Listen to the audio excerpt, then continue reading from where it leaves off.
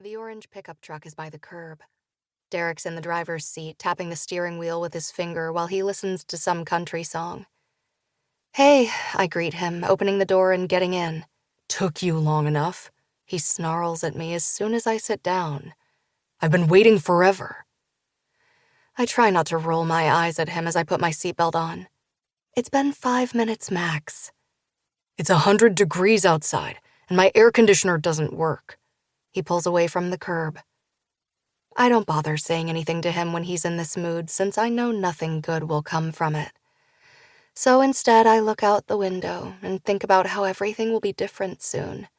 For the first time in my life, I'm going to be solo, even without Derek, which is something that has been straining our relationship.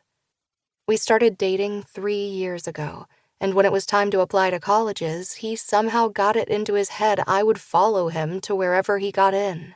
It started as a fight that ended up in us breaking up for a week before he said he was sorry that he thought I would pick him over a school.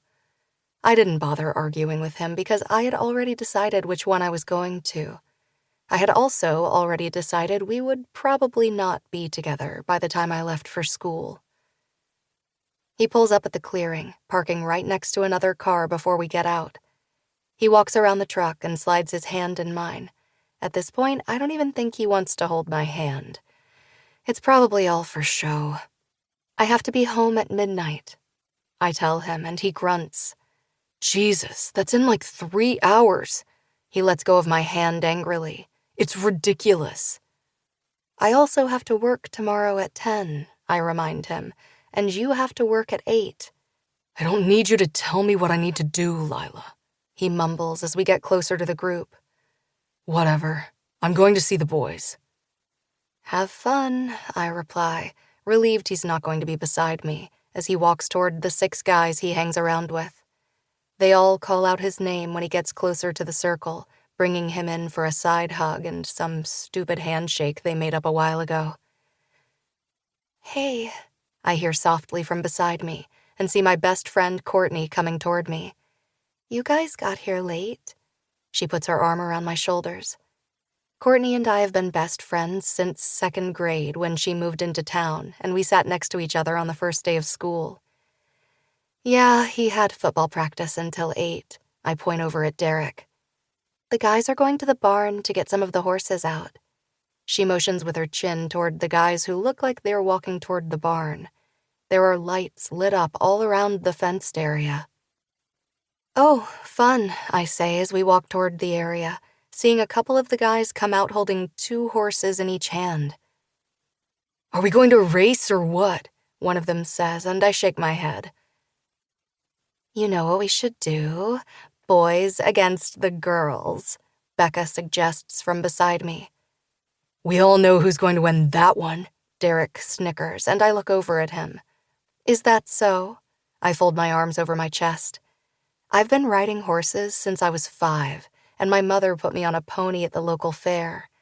From then, I begged and pleaded with them to find me a horse. So they took me to horseback riding lessons, and then it just snowballed.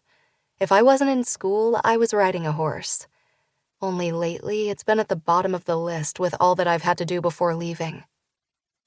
"I'll even give you a head start," he chides, and the boys egg him on. "Thanks, but I don't need it," I retort, walking into the fenced area and grabbing the reins of one of the horses.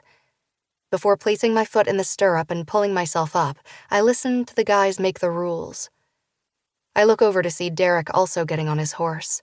He's a country boy, for sure, but he's not that good of a rider.